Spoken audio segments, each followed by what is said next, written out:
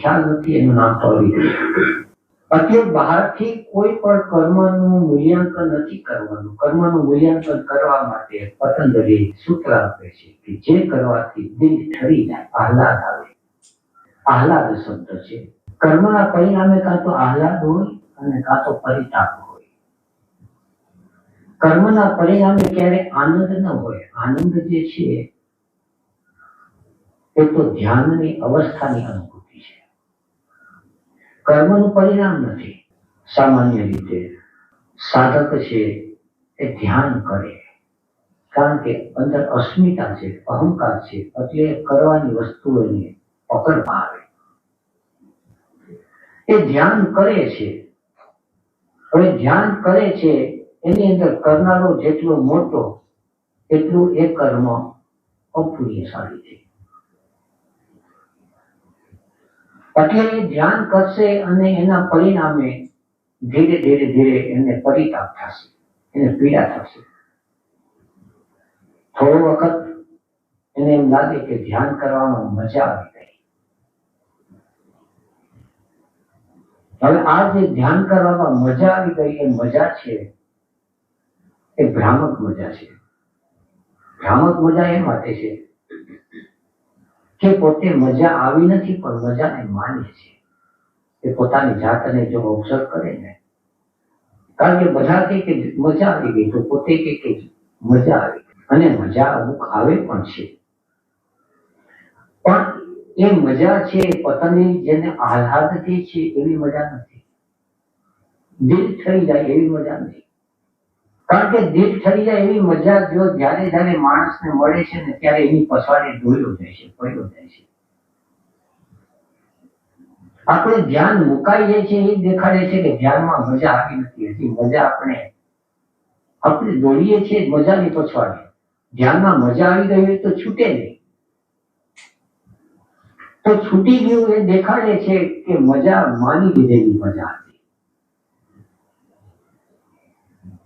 પણ આ જે છે એટલું ઓબ્ઝર્વેશન કરતું નથી, એટલું કબૂલ કરતું નથી.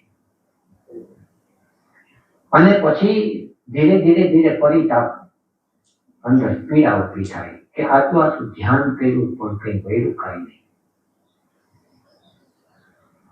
કઈ ન વૈરું હોય તો એનું કારણ કુદરતના નિયમો છે. એને કંઈ પણ પુણ્યશાળી કર્મ નથી કર્યું, પાપ કર્મ કર્યું છે. પણ ધ્યાન અને ધ્યાનની વિધિ એ પાપ કર્મ હોઈ શકે? એ આપણું મન કબૂલ ન કરે. મન કબૂલ કરે કે ન કરે, પરિણામ બતાવી દે છે. હું ઝેર ખાઉં પણ હું માનું છું કે આ ઝેર નથી, આ તો પ્રસાદ છે. પણ આપણા માનવાથી કામ નથી થતું, એ એનું પરિણામ બતાવી દે છે. અને કેટલાક એવા પણ છે કે જે કહેવાતી દ્રષ્ટિએ પાપ કર્મ હોય, કહેવાતી દ્રષ્ટિ, અને છતાં પણ એ પુણ્યશાળી હોય. એટલે પુણ્ય કે અપુણ્ય જે કર્મ છે એ કર્મને નક્કી કરવું હોય તો આપણા દિલને પૂછો.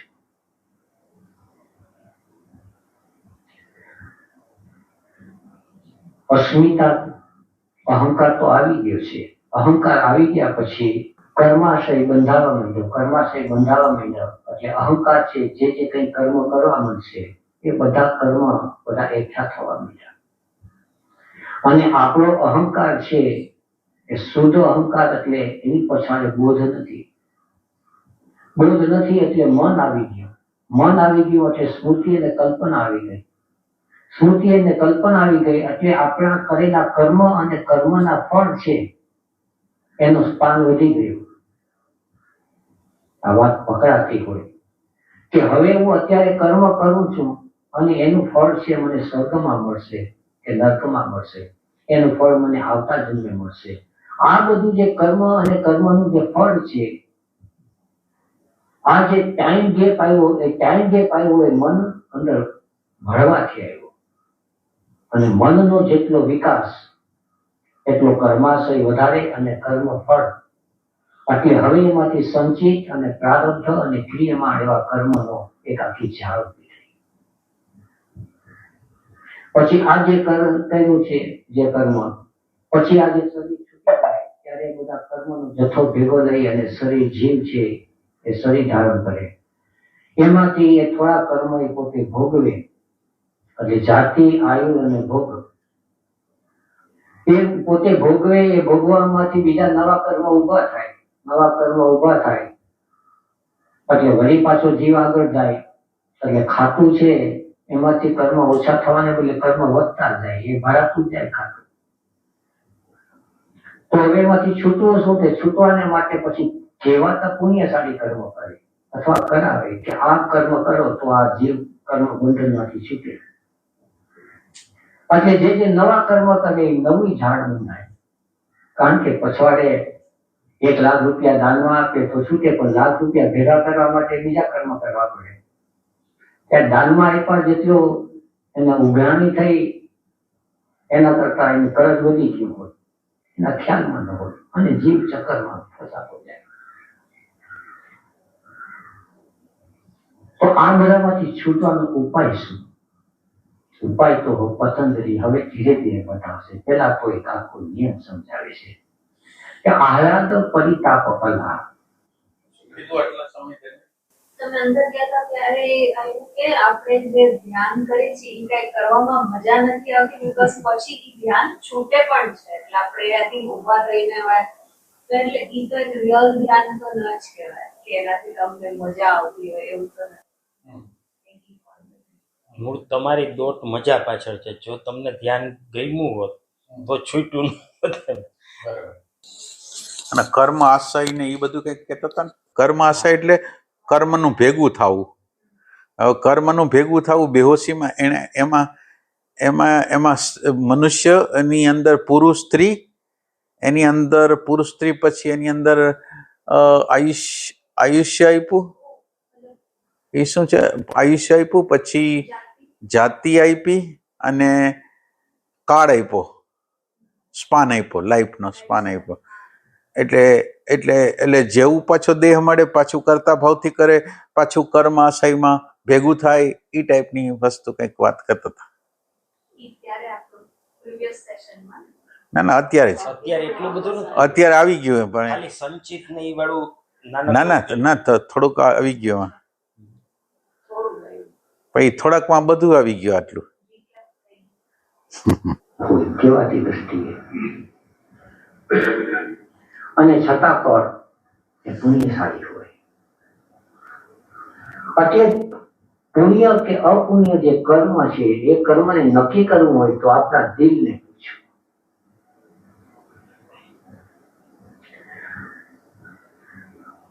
અસ્મિતા, અહંકાર તો આવી ગયો છે.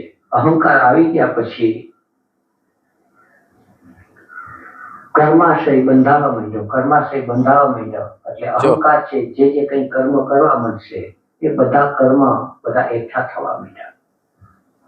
અને આપણો અહંકાર છે એ શુદ્ધ અહંકાર, એટલે એની પછાડે બોધ નથી. બોધ નથી એટલે મન આવી ગયું. મન આવી ગયું એટલે સ્મૃતિ અને કલ્પના આવી ગઈ. સ્મૃતિ અને કલ્પના આવી ગઈ એટલે આપણા કરેલા કર્મ અને કર્મના ફળ છે એનું સ્પાન વધી ગયું. આ વાત પકડાતી હોય કે હવે હું અત્યારે કર્મ કરું છું અને એનું ફળ છે મને સ્વર્ગમાં મળશે કે નર્કમાં મળશે, એનું ફળ મને આવતા જન્મે મળશે. આ બધું જે કર્મ અને કર્મનું જે ફળ છે, આ જે ટાઈમ ગેપ આવ્યો એ ટાઈમ ગેપ આવ્યો એ મન અંદર ભળવાથી આવ્યો.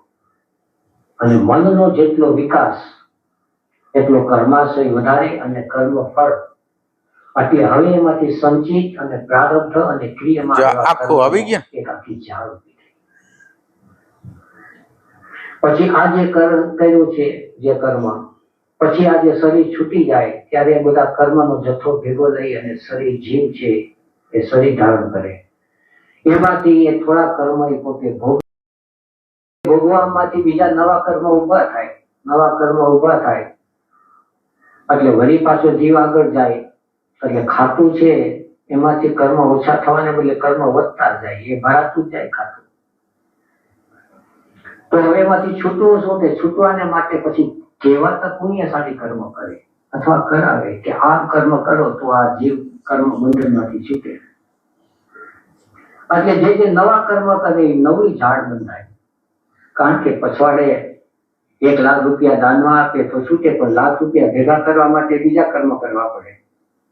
ત્યારે દાનમાં આપ્યા જેટલું એને ઉઘરાણી થઈ એના કરતા એની કરજ વધી ગયું હોય, એના ખ્યાલમાં ન હોય અને જીવ ચક્કરમાં ફસાતો જાય. તો આ બધામાંથી છૂટવાનો ઉપાય શું? ઉપાય તો પતંજલિ હવે ધીરે ધીરે બતાવશે. પેલા તો એક આખો નિયમ સમજાવે છે કે આહલાદ પરિતાપ ફલા. કર્મ અસ્મિતા આવી ગઈ એટલે કર્મ તો થશે જ. તો જો હવે કર્મ થશે, જાતિ આયુષ અને ભોગ તો મળી ગયા છે, તો પછી કર્મ એવા કરવા કે જેથી કરીને આપણા દિલની અંદર દિલ ઠરે. કર્મ જો કરવા જ હોય તો દિલ ઠરે એવા કરવા. પણ થાય છે એવું કે આપણાથી એટલી જાગૃતિ નથી, એટલે જે કંઈ કર્મ કરીએ છીએ એ કર્મથી પીડા જ ઊભી થાય, પરિતાપ જ ઊભો થાય છે. છતાં પણ જે લોકો વધુ જાગ્યા છે તો એ લોકોને આખા સંસારનું સ્વરૂપ છે, સંસારનું પોતાનું સ્વરૂપ કેવું છે એ પછી હવેના સૂત્રની અંદર દેખાડે કે સંસારનું પોતાનું સ્વરૂપ આવું છે. અને એ સૂત્ર મને લાગે છે કે બપોરે કરશો.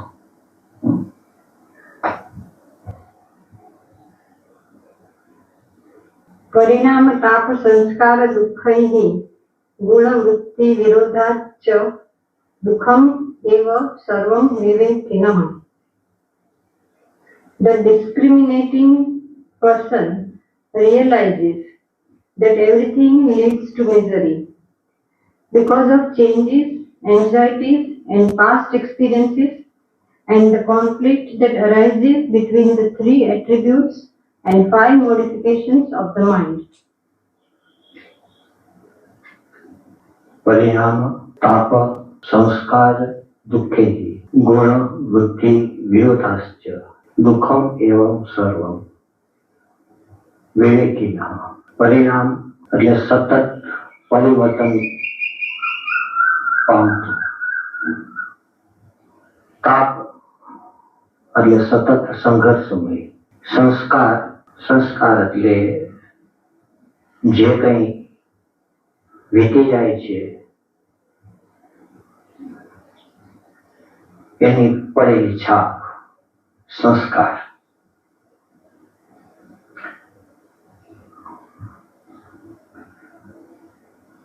ગુણ વૃત્તિ વિરોધાશ્ચ 3 ગુણ અને 5 વૃત્તિ એનો અરસપરસ વિરોધ. એને કારણે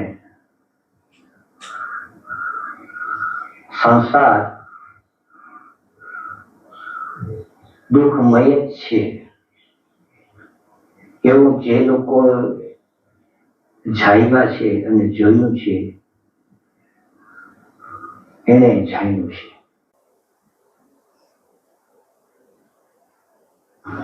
કંઈક અદ્ભુત ઘટનાઓ બની.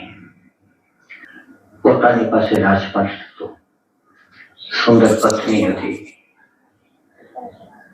મહેલ હતા, બાગ બગીચા હતા, સુંદર શરીર હતું, શરીરમાં પૂરતી શક્તિ હતી, બધું હતું.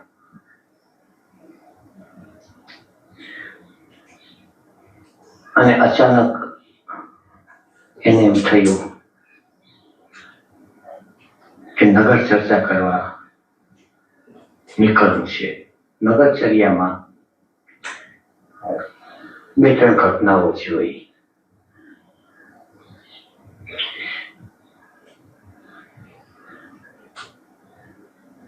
રોગિષ્ઠ શરીર જોયું, વૃદ્ધ શરીર જોયું.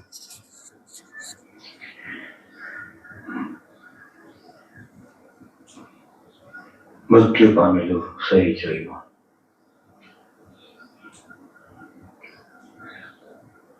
અને એને કંઈક પ્રશ્ન જાગ્યો ભીતર. આ જે પ્રશ્ન જાગે છે એને પતંજલિ વિવેકીના કહે છે. વિવેકીના એટલે ડિસ્ક્રિમિનેટિંગ કેપેસિટી, જે જોઈ શકે છે, જે સારા સારનો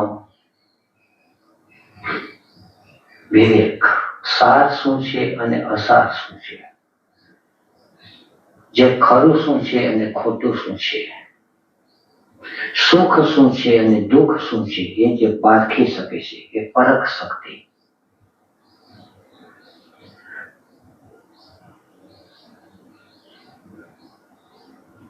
બુદ્ધને એમ થઈ ગયું કે જો શરીરનું, સંસારનું જો આખરી પરિણામ આ જ આવતું હોય તો પછી આ સંસારમાં સાર જેવું કઈ છે કે કેમ? આટલી કમાણી નોકરી ધંધો કર્યો, આટલા ખેતર વાડી લીધા, આટલા સ્વપ્ન સેવા, અને બધું છોડીને કોઈ અજ્ઞાત પ્રદેશમાં ચાલ્યું જવાનું, કોઈને ભરોસે છોડી દેવાનું છે એ પણ ખબર નથી, અને ક્યાં ચાલ્યા જવાના છે એ પણ ખબર નથી. આપણી પાસે આખરી જવાબ છે તો કઈ છે એવું. અને પછી એ ખોજમાં નીકળી ગયા. વર્ષો સુધી ખોજ કર્યા પછી અચાનક એને સત્ય સમજાણું. એ સત્ય જે સમજાણું એને પછી સંસાર આગળ પ્રગટ કર્યો. એ 4 મહા આર્ય સત્ય કહેવાય છે તો સીધા સાધા. આપણને બધાને ખબર છે પણ છતાં ખબર નથી. એનું કારણ છે અવિદ્યા. પેલું આર્ય સત્ય કીધું કે સંસાર દુઃખ છે.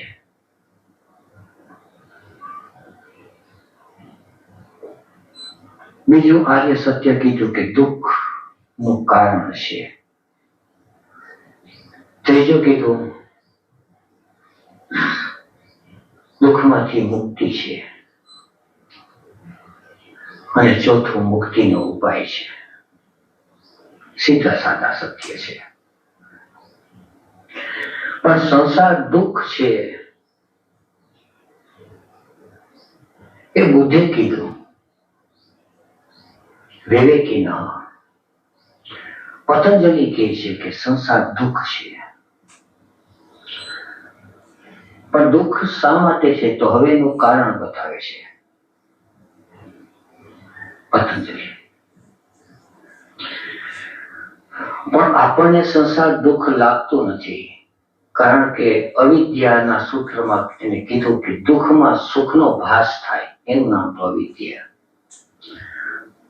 આપણને દુઃખ દેખાઈ જાય તો આપણે સંસારમાં આટલી બધી પ્રવૃત્તિ, આટલી બધી માથાજી કરીએ જ નહીં.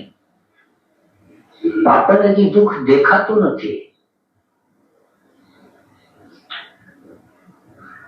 રાડું નાખીએ છીએ, ક્યાંય ચેન પડતું નથી,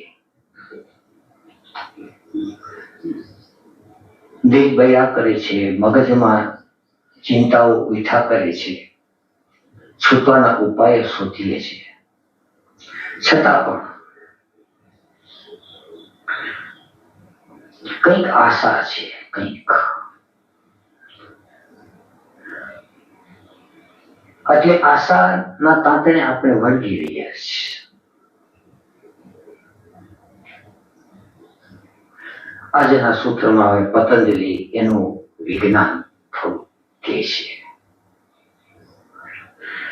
સૂત્ર બહુ નાનો છે, સમજવું પણ થોડું મુશ્કેલ પડે. સમજવું કે શા માટે સંસારની અંદર સુખ છે જ નહીં.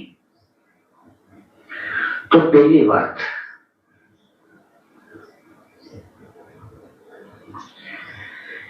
કે આપણે 2 સ્થિતિને જાણીએ છીએ. એક સ્થિતિ દુઃખ છે અને બીજી સ્થિતિ છે દુઃખનો અભાવ. આપણે દુઃખના અભાવને સુખ માનીએ છીએ. અને સાચું સુખ શું છે એનો તો અનુભવ કર્યો જ નથી. એટલે જયારે દુઃખ ન હોય ત્યારે આપણને એમ લાગે કે હમણાં ટેસ્ટમાં છે, હમણાં લહેરમાં છે, હમણાં શાંતિ છે.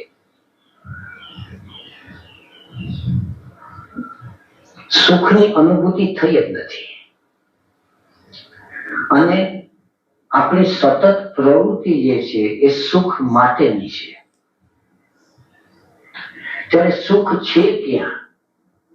કે સુખ જેવું કઈ છે જ નહીં. તો જે લોકો જાગ્યા છે એ લોકો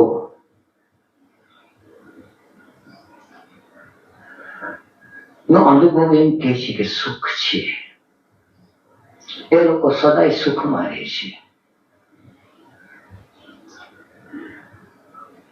અને પ્રબુદ્ધ ચેતનાની વાણી સાંભળીને આપણને પણ થાય કે આપણી આશા છે એ ખોટી તો નથી. સુખ માટેની જે આશા છે એ ખોટી નથી, પણ સુખ માટેની દિશા છે એ ખોટી છે. સુખ માટેના જ્યાં પ્રયત્ન કરીએ છીએ એ પ્રયત્ન જૂઠા છે. અને આ પ્રપંચ છે એ પકડાતું નથી. કારણ કે સુખ છે જેને આપણે શોધીએ છીએ એ આપણા ભીતરમાં છે. અને જ્યાં શોધીએ છીએ ત્યાં માત્ર દુઃખ છે, અને દુઃખ સિવાય કઈ હાથ આવવાનું નથી. છતાં અવિદ્યાને કારણે આ આખો પ્રપંચ ચાલુ છે. વર્ષો વીતી જાય છે નહીં કે છે આ લોકો કે જન્મો વીતી જાય છે. આજે જન્મો વીતી જાય છે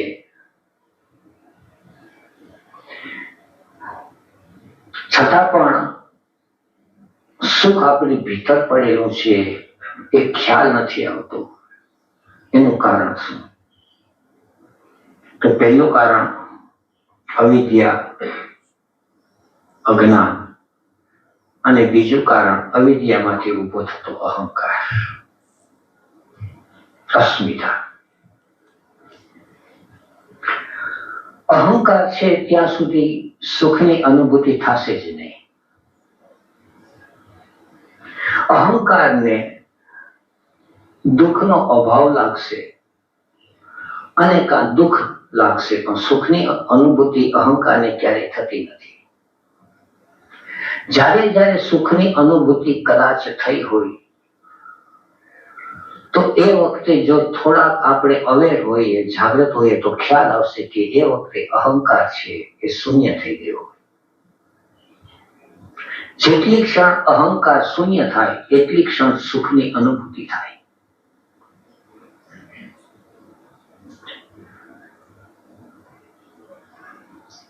અને અહંકાર છે એ સાવ શાંત થઈ જાય, ઓગળી જાય સાવ.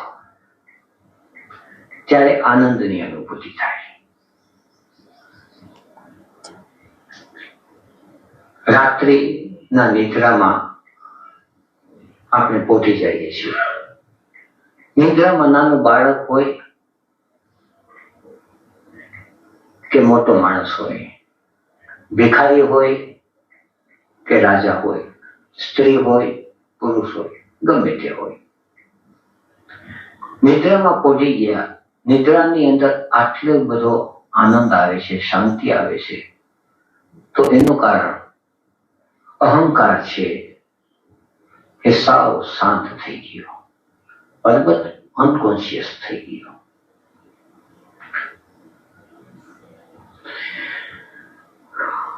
બે પ્રેમીઓ મળે છે અને ત્યારે કંઈક સુખની ઝલક આવે છે. સંગીત સાંભળીએ છીએ અને કંઈક સુખની ઝલક મળે છે. ક્યાંક એકાંતની અંદર, ક્યાં કોઈ પ્રકૃતિના સાનિધ્યમાં ક્યારેક ક્યારેક સુખની ઝલક મળી જાય છે. તો જ્યારે ઝલક મળે ત્યારે કદાચ આપણે જો અવેર હોઈએ તો ખ્યાલ આવશે કે એ વખતે અહંકાર છે એ શાંત થઈ ગયો. આ રહસ્ય જે લોકોને પકડાઈ ગયું એ લોકોને ખ્યાલ આવી ગયો કે અહંકાર છે જ્યાં સુધી ત્યાં સુધી સુખની પ્રાપ્તિ સંભવ નથી. તો અહંકાર કઈ રીતે ઉગડી જાય?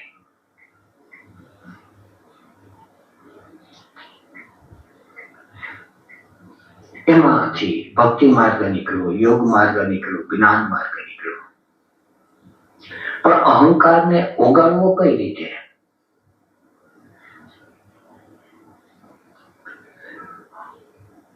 અને મજાની વાત એ છે કે અહંકાર છે એ કોઈ વસ્તુ નથી. અહંકાર છે એ વસ્તુનો અભાવ છે. જેવી રીતે અંધકાર છે એ વસ્તુ નથી, પણ અંધકાર છે એ પ્રકાશનો અભાવ છે. અંધકારને દૂર કરવો હોય તો શું કરવું?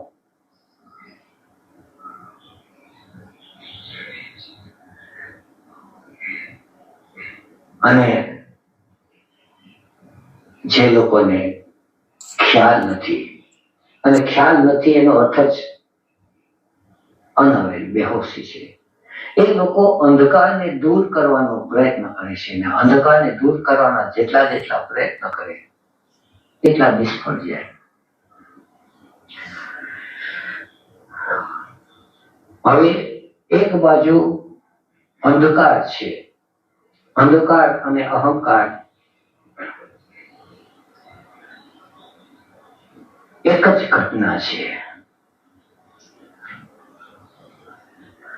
બહારની દુનિયામાં પ્રકાશનો અભાવ છે એને અંધકાર કહેવાય. ભીતરની દુનિયામાં ચેતનાનો અભાવ છે, અવેરનેસનો અભાવ છે, ત્યારે જે રહે છે બાકી એ અહંકાર છે.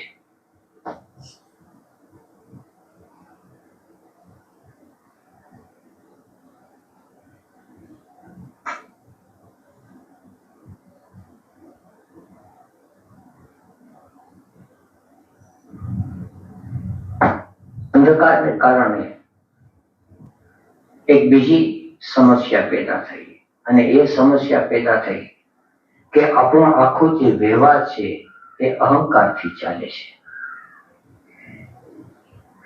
અને અહંકારથી ચાલતો વ્યવહાર છે એમાં ક્યારેય સુખ તો મળે જ નહીં, કારણ કે વ્યવહાર કરનાર છે એ પોતે દુઃખમય છે. પોતાનું હોવું જ દુઃખમય છે, એટલે જે કંઈ કરશે એમાંથી દુઃખ જ નીકળશે. ત્યારે જેવી રીતે અહંકાર છે એ પણ અભાવ છે વસ્તુનો, એવી રીતે દુઃખ છે એ કોઈ વસ્તુ નથી. દુઃખ છે એ પણ અભાવની પ્રતીતિ છે. અભાવની પ્રતીતિ એટલે સુખના અભાવની પ્રતીતિ, એનું નામ દુઃખ. ત્યારે સંસારના વ્યવહારના માણસો આપણે બધા શું કરીએ છીએ કે આપણી બધી પ્રવૃત્તિ દુઃખને હટાવવાની પ્રવૃત્તિ છે.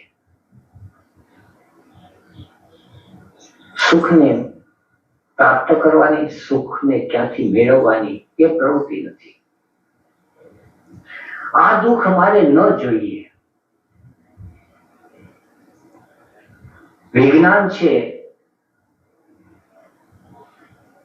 એની આખી પ્રવૃત્તિ છે કે માણસ ને જે પ્રકારના દુઃખ હોય એ બધા એ હટાવતો જાય. એને ચાલવાનું દુઃખ હોય તો સાધન બનાવે,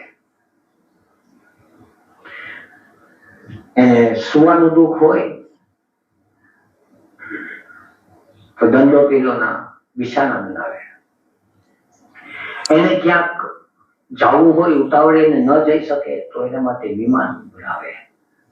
એને કોઈને હળવું મળવું હોય અને કોઈની વાત સાંભળી ન શકતો હોય તો એના માટે ટેલિફોન કરે. એને કોઈ પણ પ્રકારનું માણસને દુઃખ ન રહેવા દેવું. આમ કહેવાય ઉપરથી કે સુખ માટેના આયોજન છે. અને આપણે બધાને અનુભવ છે કે જેમ જેમ વિજ્ઞાનનો વિકાસ થતો જાય છે એમ દુઃખ હટવાને બદલે દુઃખ વધતું જાય છે. અનુભવ તો એમ કે છે. આમ એક બાજુ આમ લાગે છે કે કેટલી બધી સુખ સગવડ થઈ ગઈ. આપણે ચાલવું હોય માઇલો સુધી તો ઘડીકમાં પહોંચી જઈએ. ઘડીકમાં આપણા પ્રિયજનોની સાથે વાતચીત કરી દઈએ. ઘડીકની અંદર આપણે જોતું હોય તો રસોઈ પાણી થઈ જાય. આટલી બધી સુવિધા છતાં પછી શબ્દ આપણે આપીએ કે સુખની સુવિધાઓ છે. અને જો સુખની સુવિધા હોય તો પછી સવાલ જ નથી રહેતો.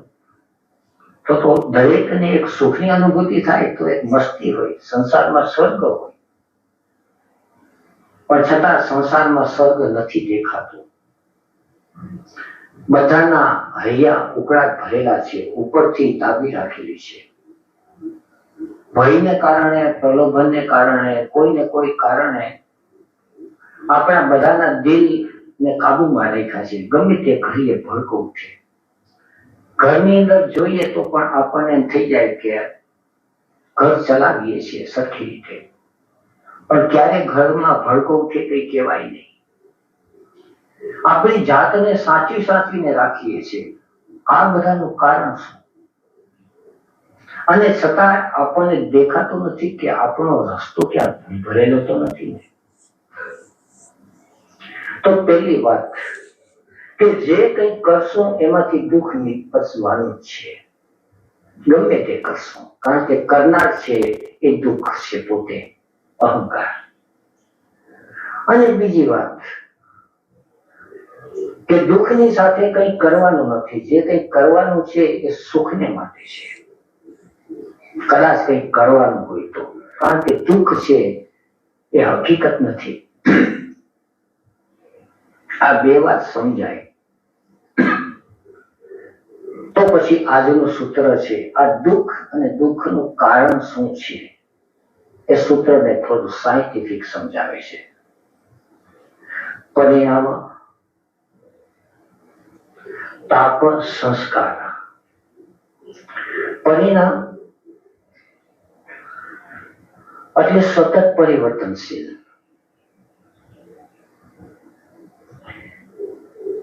સતત પરિવર્તનશીલ પરિણામ દુઃખ, તાપનું દુઃખ અને સંસ્કારનું દુઃખ. આ ત્રણ દુઃખ છે. હવે જે વસ્તુ સતત પરિવર્તનશીલ છે,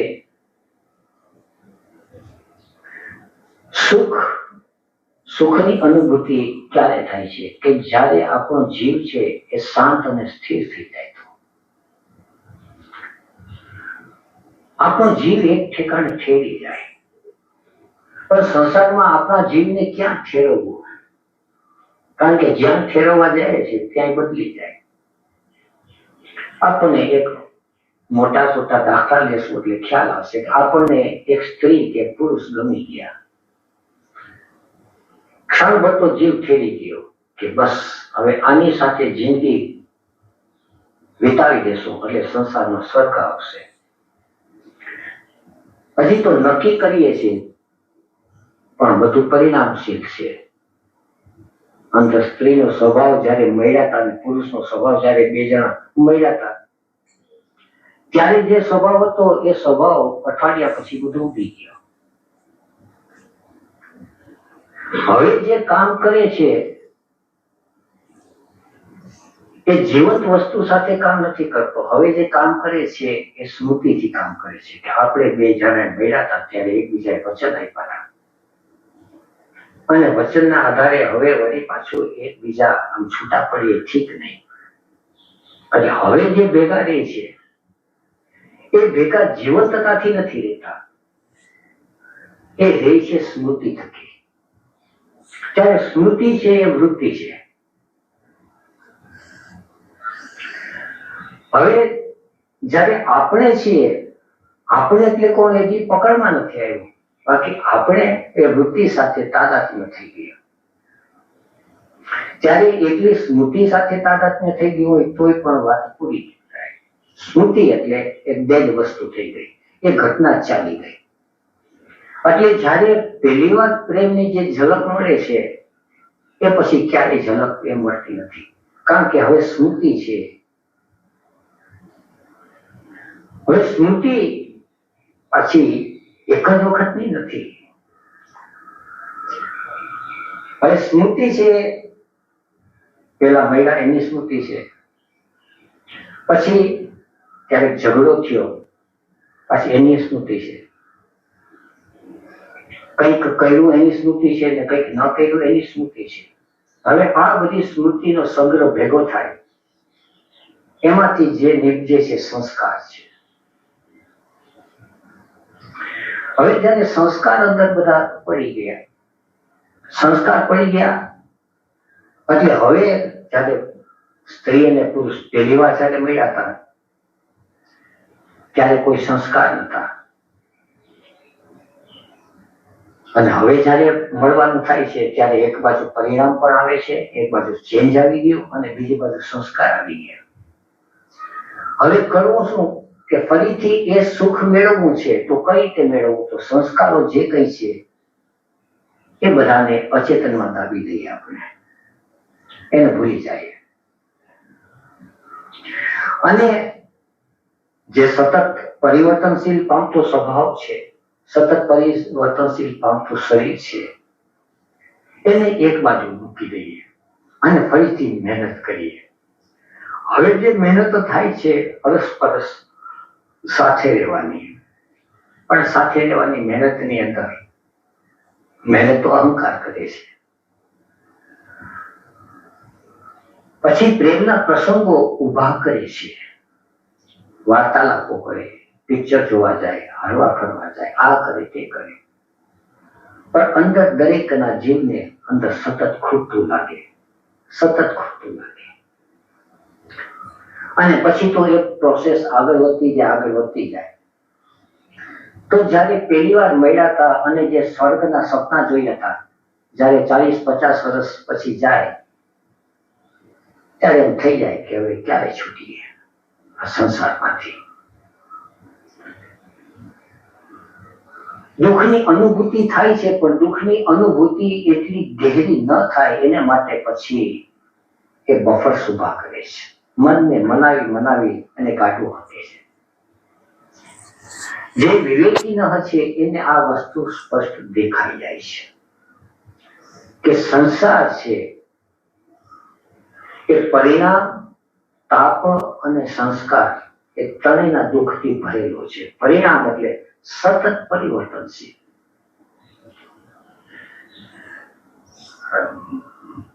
છોકરું છે, આપણે ઘરે બાળકનો જન્મ થાય એ વખતે પ્રેમ થઈ જાય, ખુશી ખુશી થઈ ગઈ છે, આંગણે પારણું બંધાણું, નાના બાળકને જોઈ. પરિણામ, તાપ અને સંસ્કાર, આ ત્રણ દ્વારા શું થાય છે? એટલે આખું જીવન આ રીતે પરિણામ, તાપ અને સંસ્કારથી હાલે છે. અને એની અંદર પછી બફર મૂકી દઈએ, એડજસ્ટમેન્ટ કરી લઈએ, એ ટાઈપ. એટલે દુઃખ તો ચાલુ જ રહે છે. ઈ પોઈન્ટ સારો હતો કે દુઃખ અને સુખ આપણે એવું એક્સપિરિયન્સ નથી કર્યું. સુખને આપણે દુઃખ અને દુઃખ નથી, બસ ઈ બે સ્ટેટ્સ ને જ એક્સપિરિયન્સ કર્યા છે. વાહ, પોઈન્ટ સરસ લીધો. આ પોઈન્ટ મગજમાં, તમારા મગજમાં કે આ પોઈન્ટ એટલે સુખનો જે પોઈન્ટ છે ને, એટલે દુઃખનો પોઈન્ટ છે. એટલે સુખ ના મૂળ સ્ત્રોતને જો ગોતે ને, દુઃખને કાઢવાનો પ્રયત્ન ન કરે, સુખના મૂળ સ્ત્રોત છે એને ગોતે તો થાય એમ. એ પોઈન્ટ છે. વાહ. એમાં પાછું એવું કીધું છે ને કે આપણે સંસારી દુઃખ અગર કંઈક આવે તો એનું આપણે ગોતી કઈ રીતે સોલ્યુશન ગોતી, જેમ ચાલીને થાકી જાય છે તો વાહનનો શોધ, અંદર હજી કંઈક એવું થયું નથી એટલે કંઈક કરતા નથી આપણે,